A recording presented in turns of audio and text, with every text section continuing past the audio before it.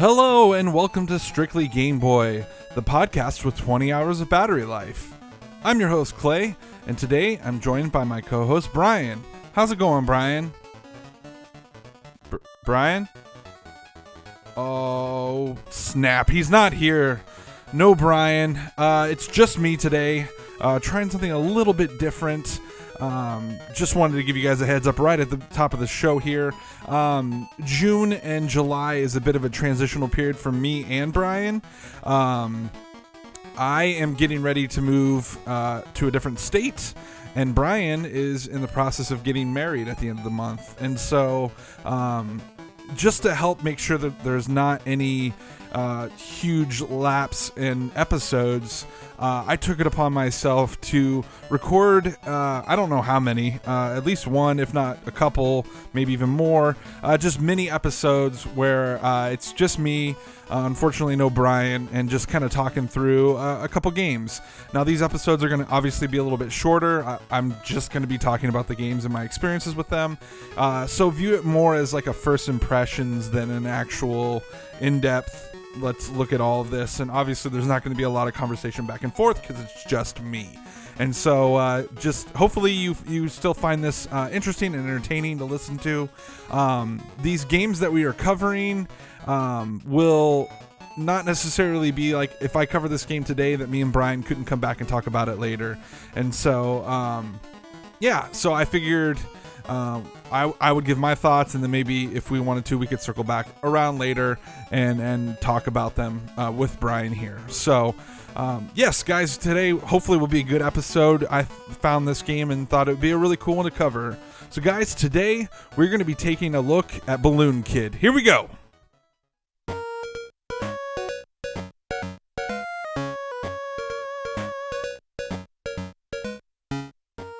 All right, so starting off, we're going to talk, I'm going to keep saying it's just me here. I'm going to talk a little bit about the overall, facts and information about this game. So this game is called Balloon Kid. It was developed by Pax Sofnica, however you say that. Was released in 1990, October 5th to be specific, in North America. I don't have the European date here. This is not a port of a game. This is an original for the Game Boy. Little interesting tidbit. This game was never released in Japan for the original Game Boy. However, 2 years after its original release, a licensed family computer port titled Hello Kitty World was reprogrammed and released by Sonero's subsidiary Character Soft exclusively in Japan on March 27th, 1992. So Japan actually never got this version. They got their own, I guess, Hello Kitty version. So so that kind of gives you a little background of it. Obviously, if you're not aware, this is pretty much a pseudo sequel to the original Balloon Fight, which was an arcade game that was ported to the NES. And so there are quite a few references in this game to the original, but it plays a bit different. And I'll talk about that once we get into, the main gameplay itself. But as far as any history I would have with this game, this is not one that I was really aware of at all. I didn't even know this existed. I was scrolling through a list, looking through possibilities of games to talk about with you guys this episode, and came across this one. And at first I was like, okay, I assume that has something to do with Balloon Fight, but I really didn't know. And so it wasn't until I fired it up that I realized, yeah, this is definitely kind of got the same physics and some of the same mechanics to it. But hopefully this isn't one that Brian's a big fan of, because I didn't even run this by him. I'm just doing this, and so hopefully he's not really familiar with this game. But honestly, I was kind of taken back by it, because I thought it was going to be maybe a game that a lot of people weren't familiar with. But looking it up online and stuff, it seems like there's all kinds of reviews and people who are taking a look at it. So it seems like it's pretty widely appreciated. So, but yeah, I played this for the first time in preparation for this episode, and that's really all the experience I have with it. I didn't grow up with it. I didn't have it as a kid. I wish I did, because it's pretty freaking cool. So, All right, let's go to commercial break, and then we'll come back and we'll take a look deeper into this story. Chill out, dude. We'll be right back.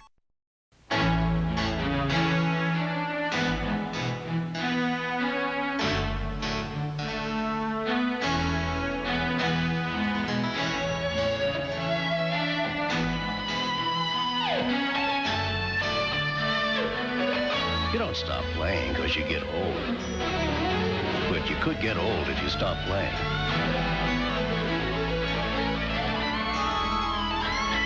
Game Boy from Nintendo. All right, so for those of you who are listening and not watching this on our YouTube channel, that commercial was actually kind of interesting.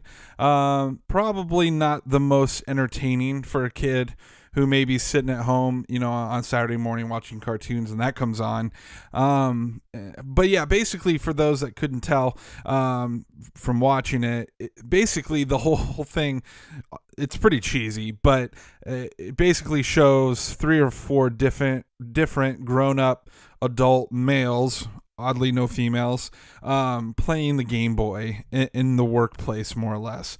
I think it starts off with this what I assume to be some sort of an attorney sitting on the footsteps of a courthouse or something, playing his Game Boy, and has a big smile on his face. And then it cuts to another businessman guy up in his high skyscraper, sitting at his conference room table, or standing, I can't remember, playing Tetris. It shows him specifically playing that, like, oh, it's a grown-up game.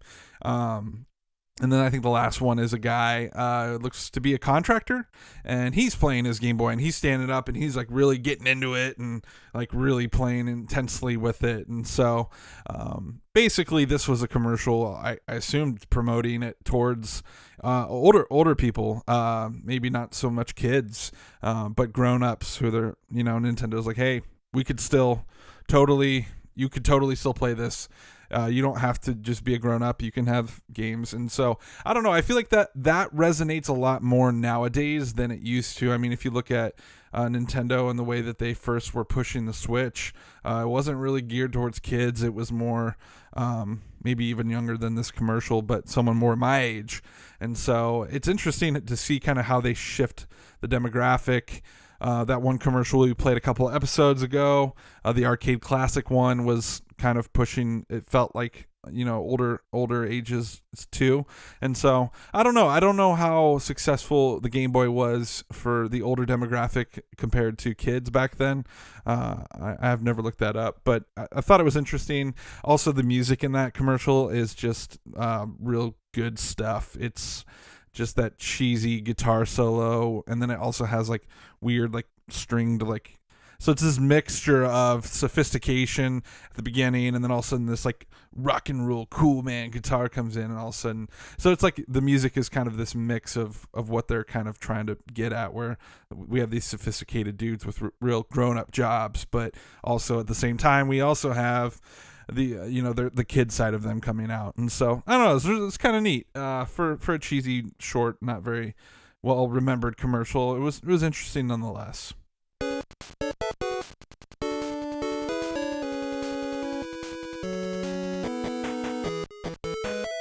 All right, back to Balloon Kid. Now, starting off, we usually hit right in with the story of this game. Now, this one does have a little bit of a story. Granted, it is rather short and pretty simple, but nonetheless, it's there. So basically, it starts off with our main character, Alice, who is standing at her home with her little brother, Jim, and for some odd reason, Jim is playing with a bunch of balloons, and he is, I assume, accidentally swept away in this big old bunch of balloons. And so it's up to his big sister Alice to chase after him with her own balloons, because apparently they have a large supply of balloons, to go capture or rescue her brother. And so I guess the assumed thing with the narrative here is that the brother is either dropping the balloons or whatever, and so as you're going, you're collecting the balloons that he drops. So there you go, there's your story, big sister saving little brother. Now, as far as the gameplay goes, as I mentioned, it's very similar to Balloon Fight, only it's got levels to it, and it has platforming more kind of. So it's this mixture of flying and platforming. So the player controls Alice through 8 stages. Although there is some open areas, a lot of it is in smaller, tight places. The player is able to adventure and go through new areas each level rather than just repeating the same one over. If both of Alice's balloons are popped, she will either lose a life or land on safe ground, depending on what you're over top of. Just like in the old game, if you approach the water too close, there's a giant fish that will jump out and eat you. So you have to be careful around water. Like I mentioned, if both the balloons are popped and you land safely on the ground, the player, you, Alice, have the opportunity to reinflate new balloons to continue. So if you are down to 1 balloon, you can still fly, but you kind of lose some of that control. It's not as tight. And so it's good to have both balloons anytime you can. But like I mentioned, if you get one of them popped, you can always land on the ground. If you press down on the D-pad, I think like 4 times, it will pump up a new balloon. And so it's nice if you're losing, I guess, quote unquote health, and you can find some ground to stand on. Even for a short period, you can, get your balloons back. So that's a really cool mechanic. I think it's something the bad guys could do in the first game, but for the player to be able to actually do that, that's kind of a new thing. And so they use that in very interesting ways in this game, and I just thought that was really neat, that at certain points you have to just ditch your balloons, do a couple things, and then pump your balloons back up and take off. And so some of the stages on or some of the parts on stages 6 and 8, you literally have to ditch your balloons. You like cannot beat the game just using balloons. So as I mentioned earlier, there are 8 stages total in this game. There are bosses in this game. They appear on every even number stage. So the stages we have, you start out in the city, which you see in the background. It's very interesting. They're like pencil buildings and matches. It's just like a really weird kind of thing. They don't fully ever explain it. So you get through the city level, then you hit the forest level with these trees with smiley faces on them. It's real cutesy and stuff. Then you have this over the ocean level. Then at the end of the ocean level, you go inside of a whale, which is kind of interesting. And then that next level is all inside of a giant whale's, stomach or whatever. Once you emerge from the whale somehow, doesn't really explain that part, the next level has this mixture of thunderstorms where you have to dodge lightning that turns into little spiky balls, and then there's these rain segments that you have to fly through, and those pull the character down, and so you have to start really high up, otherwise it'll just completely drag you down into the ocean or whatever and you die. After that is Icy Mountain, which is pretty straightforward. There's like some enemy penguins. Then you have a cave level, and then you finally end up with the last level, which is this industrial type level. So not the most unique levels. Some of them are pretty straightforward. I guess the whale is probably the most unique out of them. Kind of came out of nowhere, but I think that's the level a lot of people remember. And so I could go level by level, but I'm just not going to do that on this episode. If we do decide to come back and cover this one later, we'll probably hit it a little more in depth. So as you are traversing through these levels, you are collecting balloons. Now that's pretty much the whole point of this game. It's not something you have to do, really. You just have to get to the end of the level, but collecting balloons can be beneficial to help you make it to the end. Makes it easier, helps you beat the game. So collecting 20 in a row, if you do that, all the following balloons that you start collecting, instead of just being 1 balloon, will turn into 2. So it's doubling your, the amount that you're getting. But if you, at any time after you turn them into 2, if you accidentally miss one of them, they revert back to just 1 balloon. And so if you collect all the balloons in a single level, you get an extra life. And so that's kind of the incentive to try to not miss any of them. Now, there was certain levels that I played that it was really easy to get all of them. And there was certain levels where there was just too much hazards, especially if I got one of my balloons popped. I became very less interested in risking dying just to go get those balloons. Now, granted, when you die, thankfully, the developers made it so you don't have to start at the very beginning of a level, which I really appreciate, because I feel like this game would be way harder than it ever should be, and that it is now if you had to start at the beginning. There are generous checkpoints. It doesn't really explain to you when you hit a checkpoint. You just kind of figure it out after you die. So on top of getting all 20 balloons in a level to get an extra life, there are also bonus rooms in which there are these pipes and balloons just come out of them. And so if you collect all those, you also get another extra life. Now, interesting thing about the bonus rooms that I thought was a little odd but kind of cool at the same time is the doors or portals or whatever you want to call them to these bonus rooms all are Game Boys. They're literally Game Boys in the level, and they're actually bigger than the main character. And at first I thought it was kind of just like an infographic telling you about a new mechanic, but then I walked up to it and it sent me through to a bonus room, and so I thought that was odd, but at the same time kind of cool. So so there's that. Bonus rooms, they're all the same. Not terribly challenging. I don't think of the ones I played, I don't think I failed any of them. I got them all, but it's still pretty fun. It's a nice change of pace. As I mentioned, those are kind of the ways you can get some extra lives. There's also extra lives in the levels themselves that you can get. So toward the beginning, you're gonna notice for the first 3 or so levels, you're gonna stockpile levels or lives. Very similar to Banishing Racer, where you just get a lot extra lives up top. But in this game, you really need those lives later on, because it does get much more challenging in the last few levels. And so you will be dying a lot. And so it's good to get all those lives up at the beginning. So, so that's a little bit of it. Only other thing I can think to mention, in the levels, there are also these balloons that you can collect from time to time that give you invincibility.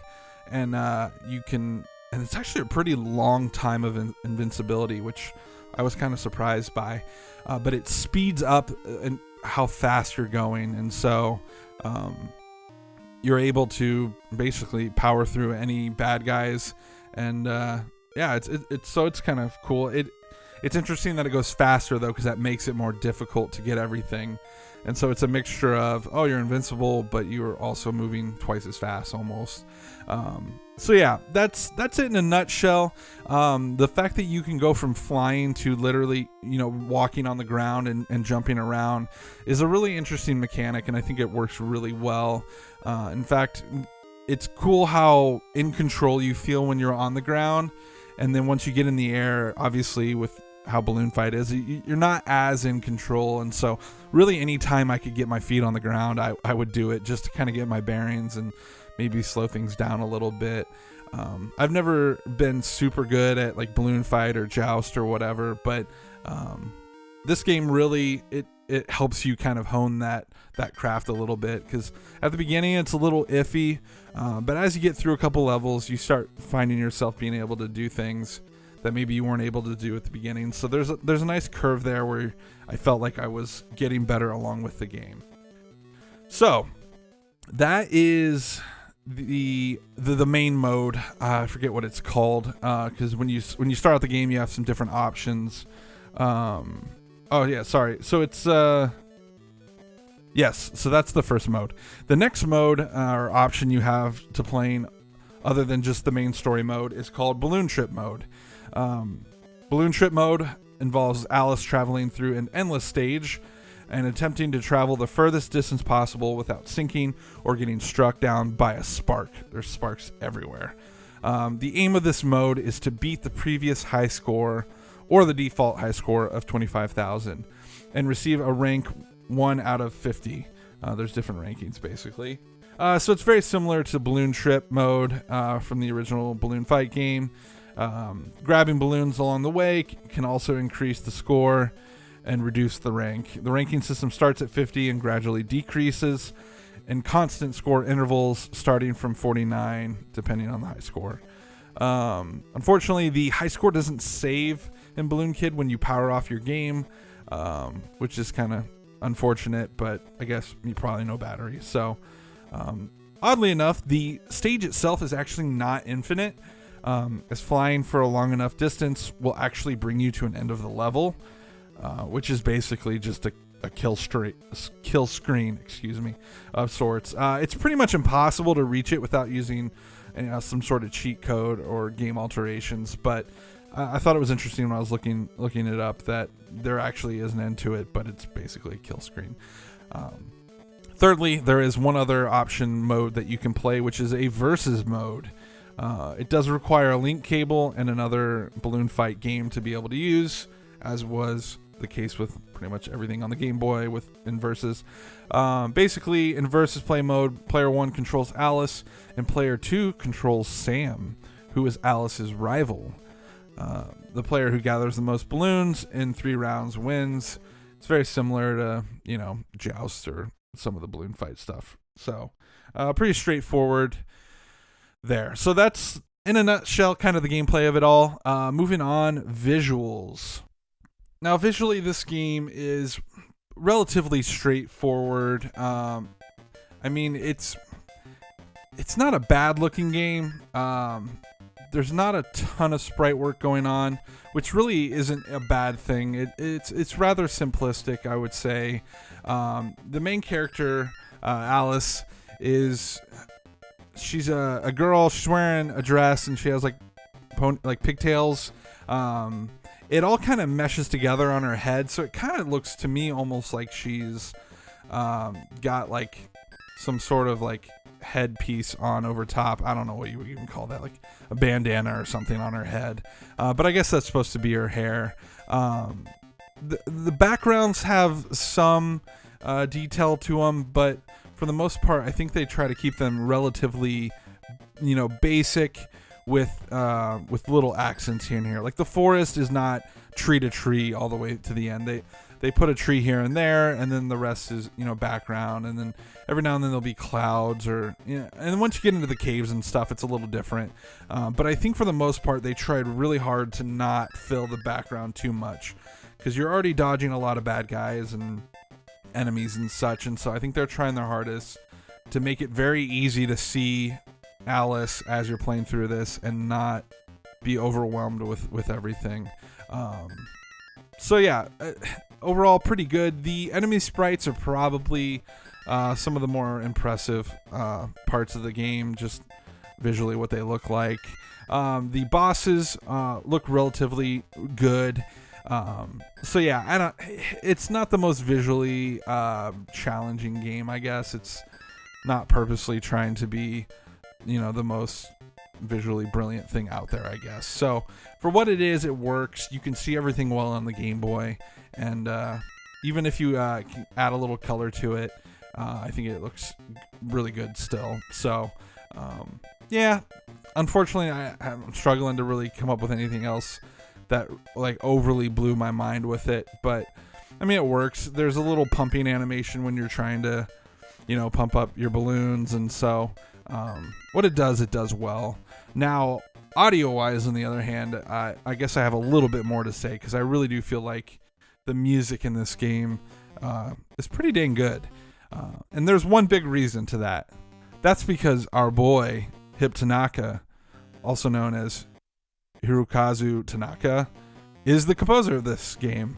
Now, if you aren't familiar with that name, this man is known for many, many soundtracks to games. Some of those being Metroid, Tetris, Mario Land, which we just did an episode on not that long ago. We talked about him pretty in depth then.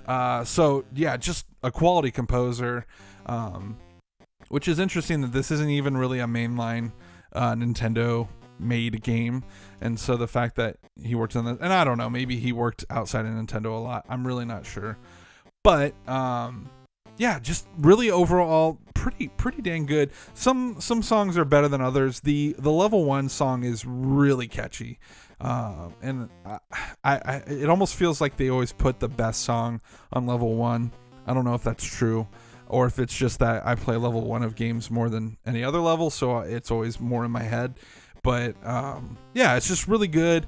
The music that plays at the end of each level is also really good. Like I said, there's certain levels that the music's just okay, but really, actually, I really enjoyed my time with the music on this one. I thought it was pretty dang good. So it's definitely worth checking out, if for nothing else, for the music itself. So anywho, guys, that's about it as far as in-depth conversation on that goes. I guess any closing thoughts I have. I enjoyed my time with this game. It's not a super long game. Like I said, it does get a little more difficult toward the end, but if you've played through it a number of times, you can really beat it in under an hour pretty easily. But it's fun, and I did eventually game over toward the end, but it does give you a couple continues, so it allows you to, start back, I assume, at where you're at, and so it's not so difficult that it's not enjoyable. And like I said, if the more time you spend with it, I think the better you get, and before you know it, you'll fly through it all. The bosses provide an interesting challenge because you have to basically drop off your balloons, hit the boss, and then if you're lucky, you can bounce off him and grab your balloons back before they fly away. And so there's some really interesting mechanics in this game. The ditching of the balloons, doing some platforming, then having to pump them back up, sometimes really quickly before you get like auto scrolled off the platform. It's really fun, and it's really challenging, and at times a little frustrating, but honestly, kind of a good little sleeper hit. I don't hear a lot of people talking about it.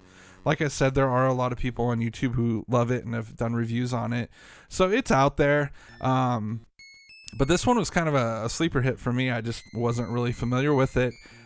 So if you've not checked this out, I would recommend it. I would say it's definitely worth playing. I'm not sure how much this game goes for, if you find it out in the wild somewhere, but if I came across it, I'd definitely recommend picking it up. So for me, I'd give it 1.5 thumbs up for sure.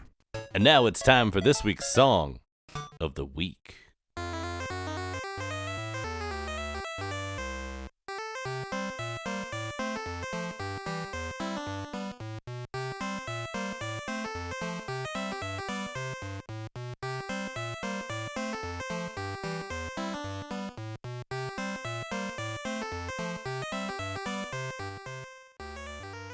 All right, and that is your song of the week. That is track 8 off of Conker's Pocket Tales.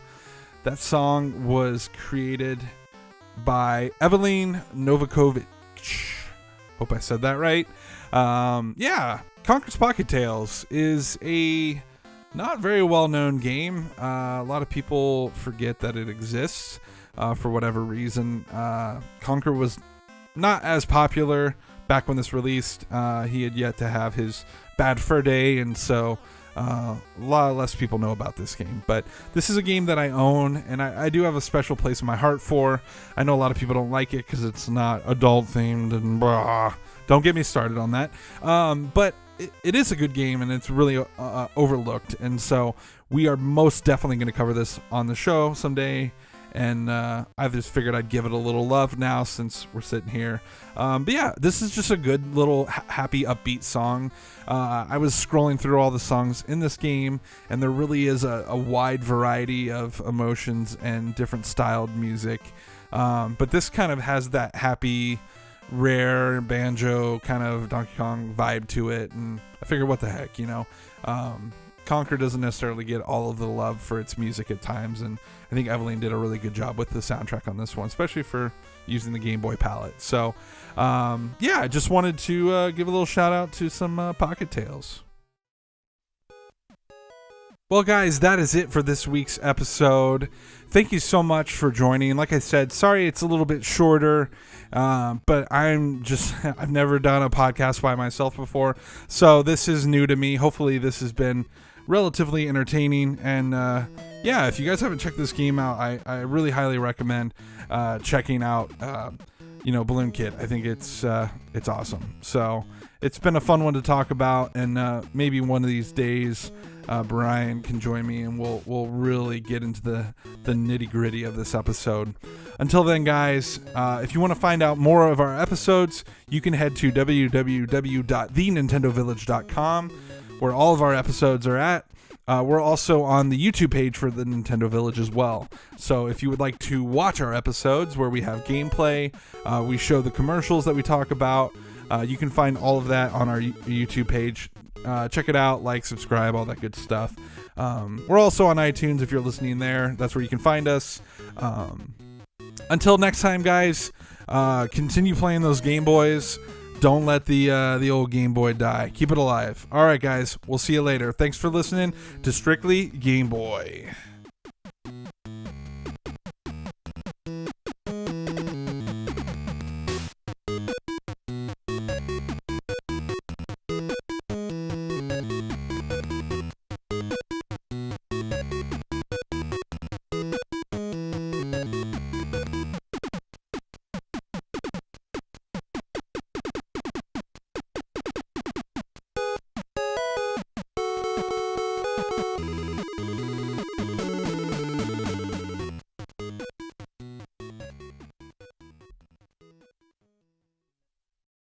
Thank you so much for watching. Be sure to subscribe, check out some of our other videos, and visit thenintendovillage.com, your home for everything Nintendo.